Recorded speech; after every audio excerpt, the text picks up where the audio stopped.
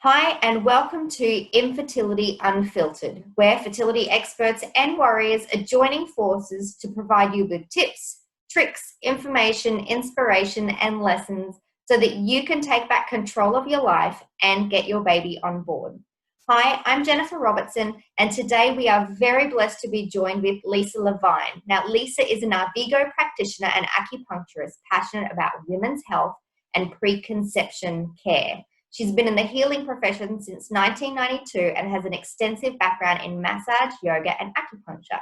She now specializes exclusively in Arvigo therapy as she has seen such life-changing results both personally and professionally. Now, today, we're going to be discussing something very important for all of us women, the myth that painful periods are normal, and she's going to give us some tips we can do if we're experiencing period pain and to regulate our cycle, which is really essential in falling pregnant.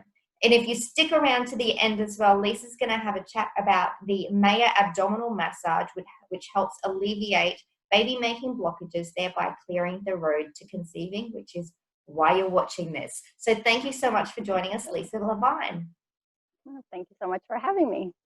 I would love to know, before we start talking about periods and get into the heavy stuff, tell us a little bit about yourself and what led you down this path. Well, I always had horrible periods, really bad when I was in high school. I can remember, having to stay home, throwing up, really just everything revolved around my periods and always kind of just believing that there was nothing you could do about it. Like most people going on the pill, which isn't really solving the problem. So, and then through that journey, I got involved with acupuncture and then got reintroduced to the Arvigo techniques. And, now I'm gone through menopause, so I'm at the other end of it. But, you just really think, you spend all those years with painful periods thinking that that's the way it is. And like many other things, we think that's the way it is. And so we don't really look for other answers. So absolutely. And so what causes painful periods, and what are some of the things that we can actually do to alleviate that? Yeah.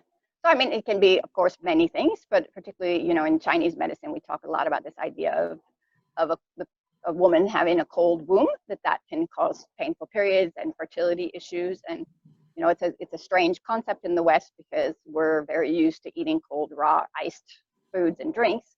Whereas, I'm in Asia now, and Asia, you drink hot water.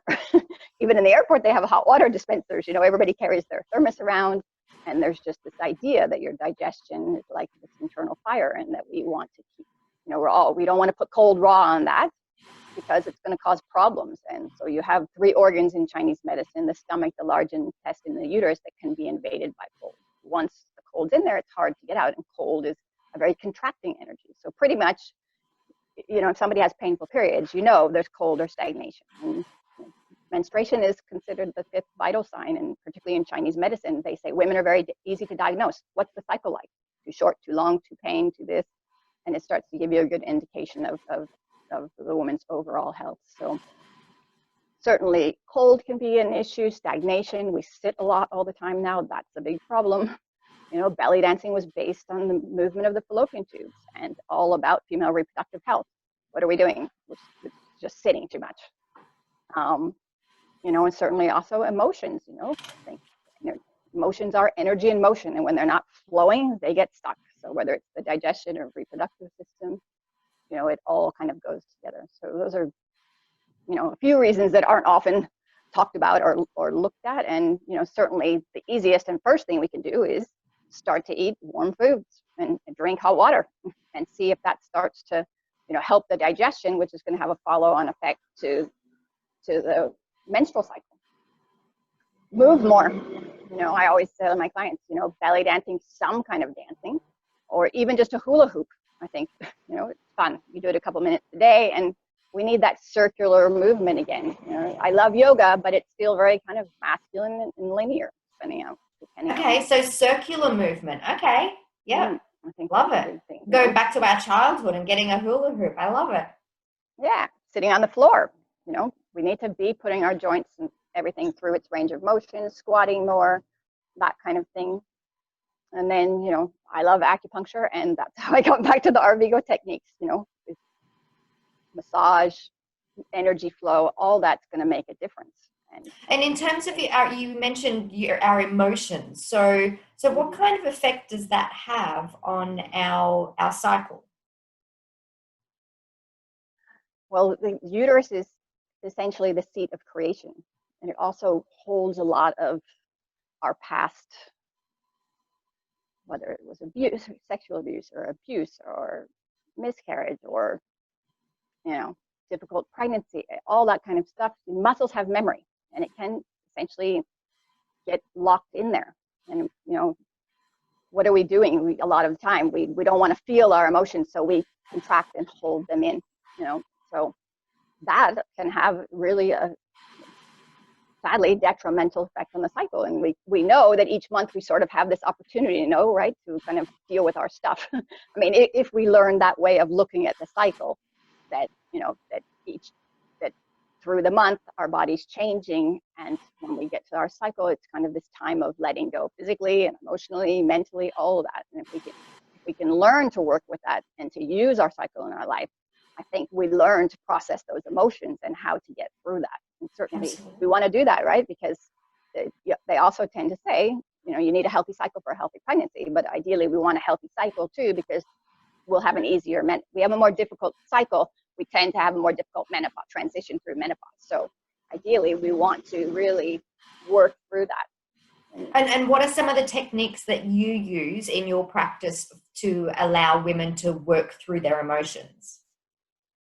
Well, it's interesting because you can just start with the massage.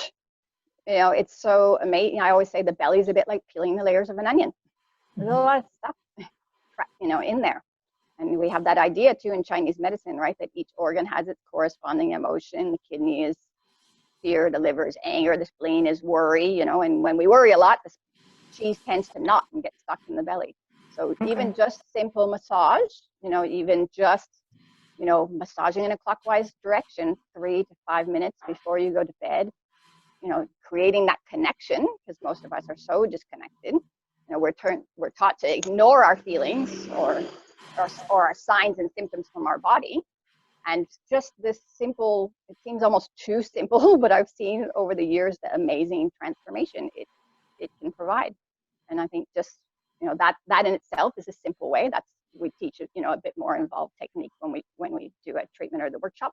But I think for a lot of people, we're used to having a negative conversation with our belly. It's too fat, it's this, it's that.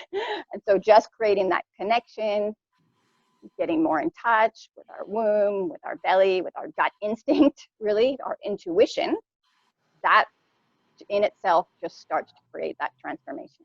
Okay, and so this is the Maya Abdominal Massage that you're talking about. Like, that's the skill that you're talking about, is do it. And you can do it yourself. Yeah, I'm not explaining what we teach I'm just teaching giving everybody a simple thing they can do for themselves right now. That work gets a bit more involved than that, but just for anybody, that's a very simple thing just to start with, just to start to creating that connection and that awareness, like, oh, it's a bit tight here. Oh, it doesn't feel good there.